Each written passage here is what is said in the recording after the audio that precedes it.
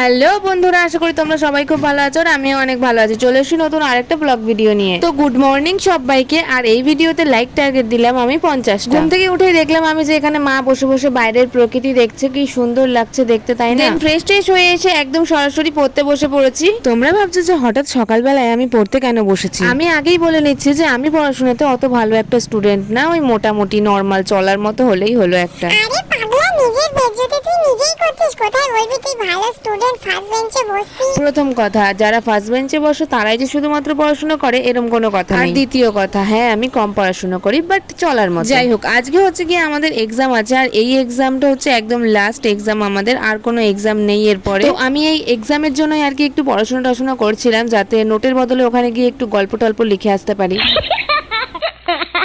যাই হোক, ট্রেনের মধ্যে না ভিডিও করা হয়নি, ট্রেনের মধ্যে বিশাল ভিড় ছিল, তাই জন্য আমি আর ফোনও বের করতে পারিনি আর ক্যামেরাও করা হয়নি। একেবারে স্টেশনে নেমে তারপরে ভিডিও করেছি। ট্রেন থেকে নেমেই আমাদের তাড়াহুড়ো লেগে যায়, কারণ আমরা স্টেশন থেকে কলেজ অবধি হেঁটেই যাই। তো এক্সাম হলে আসার পরে তোমরা তো দেখতেই পেলে যে সবাই শেষবারের মতো চোখ বুলিয়ে নিচ্ছিল খাতাতে। দেন আমরা এক্সাম শেষ করে একটা রেস্টুরেন্টে যাই খাওয়া দাওয়ার জন্য। তোমাদের তো প্রথমেই বললাম যে আজকে আমাদের এক্সামের শেষ দিন, তাই সবাইকে আর কখনো হয়তো একসাথে পাবো না, আর পেয়ে গেলে সেটা তো আমার ভাগ্যের ব্যাপার। যাই হোক, আর কখনো যেহেতু একসাথে পাবো না, তাই সবাই মিলে ঠিক করলাম যে একটা রেস্টুরেন্টে গিয়ে খাওয়া দাওয়া করবো। সত্যি বলতে সময় কারোর জন্যই থেমে থাকে না। যাই হোক, এখানে দেখো আমরা পা দিয়ে মারামারি খেলছিলাম, আর এদিকে দেখো খাবার আসছে না বলে এরা খালি প্লেটেই খাওয়া দাওয়া শুরু করে দিয়েছে। আর এদিকে সবাই নিজেদের বর, ফ্যামিলির লোক সবার সাথে কথা বলছিল যে এক্সাম শেষ, আমরা একটু খেয়ে দিয়ে তারপরে বাড়ি যাবো। আমাদের খাওয়া দাওয়া মানেই তো বিরিয়ানি, চ্যাংড়া চেংড়ি সবাই এখন বিরিয়ানি বিরিয়ানি বিরিয়ানি। তা আমরা কেন ছাড়ি বলো, তাই আমরাও চলে এসেছি এখন বিরিয়ানি খাওয়ার জন্য। এখানে আমার একটা বান্ধবী ক্যামেরাটা নিয়ে উল্টা পাল্টা নাচ দিচ্ছিল আর আমরা অর্ডার করেছিলাম 1 প্লেট করে বিরিয়ানি, বাট কেউ খেয়ে উদ্ধার করতে পারেনি। এখানে সবার প্লেটে একটু একটু করে পোষাচ্ছিল। আবার সেদিন পঞ্চমী থাকায় অনেকজনের ডিমও খায়। আমার প্লেটের লেগ পিসটা আর এখানে রয়েছে 3টে ডিম। আমি ভেবেছিলাম প্যাকিং করে নিয়ে চলে আসবো, ফালতু ফালতু ফেলে এসে কি লাভ বলো তো।